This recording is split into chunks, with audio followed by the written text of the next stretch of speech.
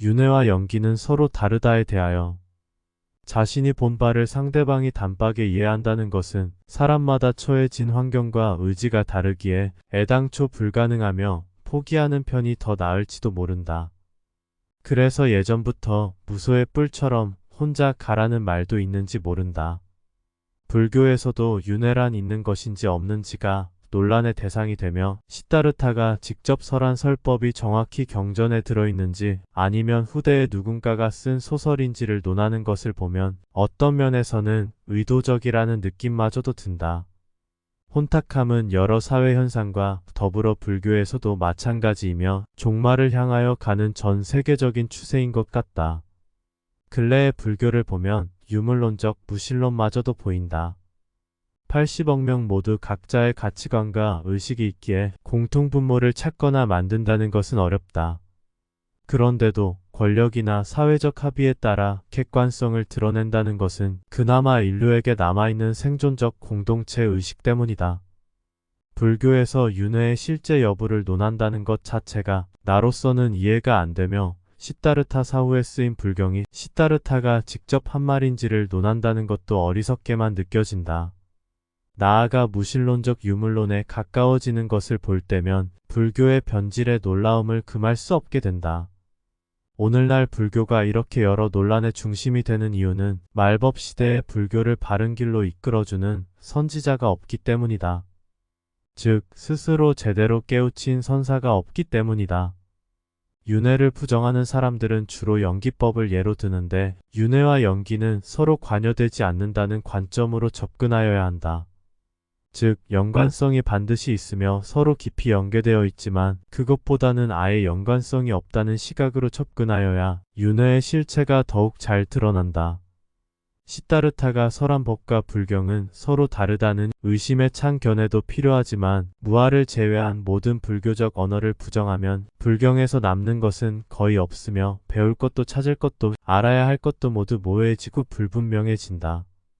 연기법도 마찬가지로 시다르타가 처음 12가지 연기를 설한 것이 아니고 단지 6가지 연기를 말하였다고 하여도 그것이 무슨 문제가 된다는 말인가?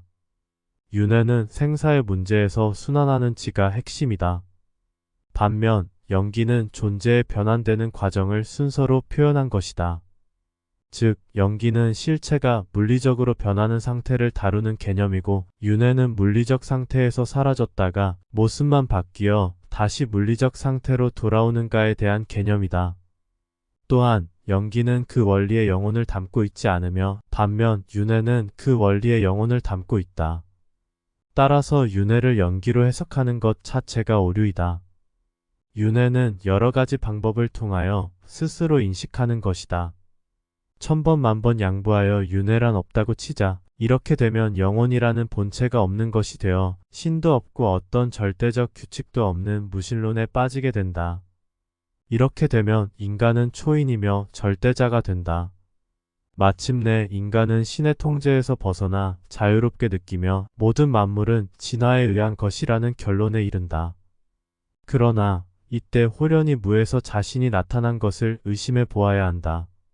어떻게 없던 자신이 갑자기 진화하여 아이로 태어났다는 말인가? 이것은 물리적 법칙에도 위배된다. 어떻게 무에서 나라고 하는 생명이 만들어질 수 있겠는가?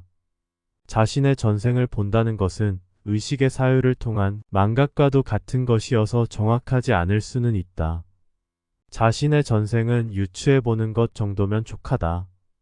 또한 자신만의 윤회에 대한 확정성에 그치지 않고 존재를 깊이 들여다보면 인류가 윤회하고 있음을 알게 된다.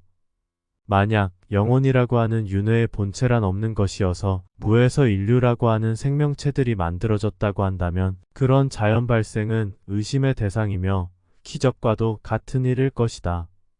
결국 인간의 눈으로는 볼 수 없는 거대한 시스템이 작동하고 있다.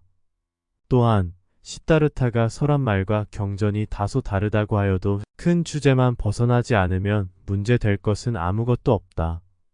하나의 사상이 종교로 발전한다는 것은 교주의 사상에 많은 제자의 사상이 덧붙여지고 첨가되어야 한다. 시다르타 한 사람만의 말만 간직하여 지킨다면 오늘날 시다르타라는 사람이 있었는지 아는 사람은 거의 없을 것이다.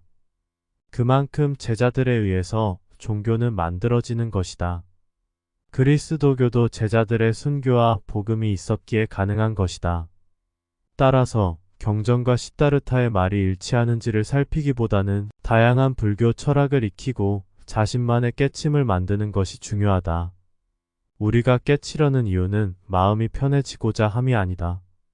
비존재를 보고 안 것만으로도 너무 과분하다. 비존재는 아주 나중에 실현될 일이며 언젠가는 결정적으로 이루어질 일이다.